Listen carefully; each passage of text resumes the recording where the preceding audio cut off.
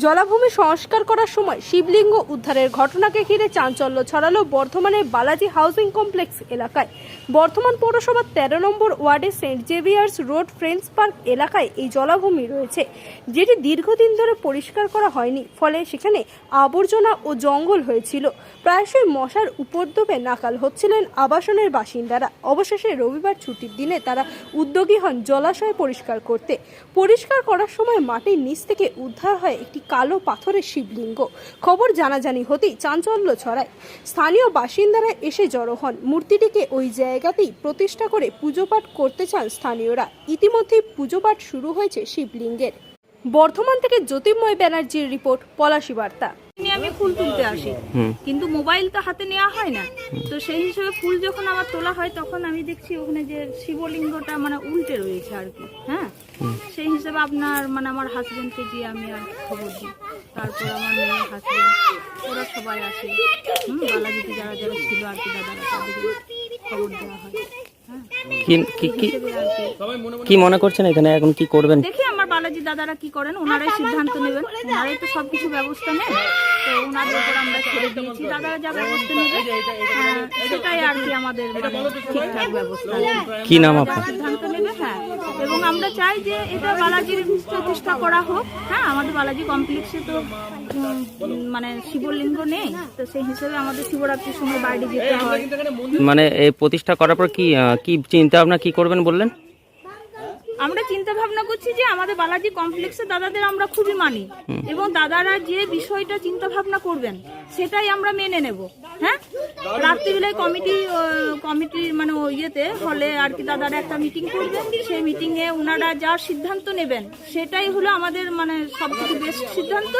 এবং আমরা চাই যে বালাজি কমপ্লেক্সের শিবলিঙ্গটা প্রতিষ্ঠা করা হোক, এবং আমরা ওই শিবলিঙ্গ মানে শিবরাত্রির দিন আমরা একটু মেয়েরা আনন্দ করব। আমাদের তো বাইরে যেতে হয়, কারণ আমাদের সীমিত সময়, সেই হিসেবে আমরা বা বাইরে যেতে হয়। হ্যাঁ, বাচ্চাদের স্কুলে মানে তাড়াহুড়োর মধ্যে ব্যাপারটা আমাদের থাকে।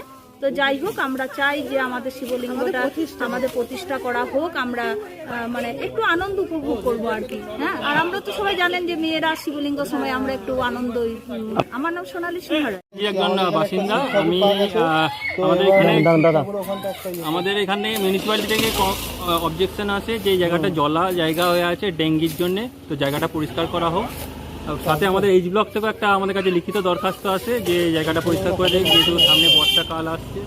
জায়গাটা পুরোটাই জলা জায়গা, দীর্ঘদিন ধরে আপনি দেখতেই পাচ্ছেন জলটাকে, আমরা জলটাকে পাম্প দিয়ে জলটাকে পরিষ্কার করাই। আজকে ছুটির দিন যেহেতু, সেই হিসাবে আমরা দুটো লেবার করি, আমাদের একটা মালি দাদা আছে, ওনাকে দিয়ে 3 জন মিলে পরিষ্কার করার জন্য শুরু করি। তো শুরু করার পর ওনারাই প্রথম দেখে যে এখানে একটা শিবলিঙ্গ পাওয়া গেছে। শিবলিঙ্গটা শুয়ে ছিল, এরকম নয় কি স্ট্যান্ড বাই ছিল। আর একটা আশ্চর্য ব্যাপার কি, যেটা ওনাদের কাছে শুনলাম, সাপ জড়িয়েছিল একটা। হ্যাঁ, সাথে আর একটা আশ্চর্য নিম গাছ, যেটা মানে একটা দেবত্বর জায়গা বা নিম গাছ ঠাকুরের জায়গায় থাকে। আর সাথে আরেকটা এখানে একটা গাঁজা গাছ পাওয়া গেছে। এই গাছটা কোথা থেকে এসছে, কিভাবে এসছে কেউ জানে না। ওই দেখুন, আপনি দেখতে পাবেন এখানে একটা গাঁজা গাছ শুধু রয়েছে। তো এবার দেখছি আমরা এটাকে প্রতিষ্ঠা করা কিভাবে কি প্ল্যান করি, এটা আজ বললেই তো হয় না। এখানে বলেছিলেন যে পরিষ্কার করার আগে পৌরসভাতে জানিয়েছিলেন মনে হয় নাকি? কিসের জন্য কি মানে এখানে কি ছিল, জঙ্গল কিসের জন্য? ডেঙ্গির জন্য, জলা জায়গা যে। আচ্ছা, দিয়ে আবেদন করেছিলেন পরিষ্কার জন্য? না, ওরা নিজেরাই এসেছিলেন, একটা সার্ভে করতে এসেছিলেন।